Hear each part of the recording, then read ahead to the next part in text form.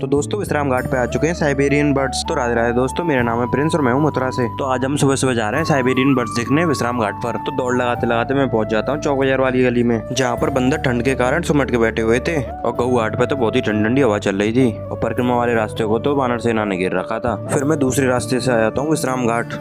तो यमुना मैया के दर्शन करके मैं चले जाता हूँ बर्ड्स को देखने, जो कि सनसेट के साथ बहुत ही सुंदर लग रहे होते हैं। और मुझे मथुरा के सभी घाटों में से विश्राम घाट सबसे अच्छा लगता है। तो चलो तुम्हें दिखाता हूँ साइबेरियन बर्ड्स, जो कि सिर्फ सर्दियों में ही दिखाई देते हैं और दिखने में बहुत ही सुंदर लगते हैं। तो मैं इनके लिए लाया होता नमकीन, लेकिन उन्होंने मुझसे नहीं खाई। तो आप भी अगर बर्ड्स और इतना सुंदर सनसेट देखना चाहते हैं तो विश्राम घाट पे आ जाना सुबह सुबह। तो रास्ते में मिले ये भैया जिन्होंने मुझे रोड तक फ्री में लिफ्ट दे दी। अगर ब्लॉग में कोई गलती हो तो मुझे कमेंट में जरूर बताएं। राधे राधे।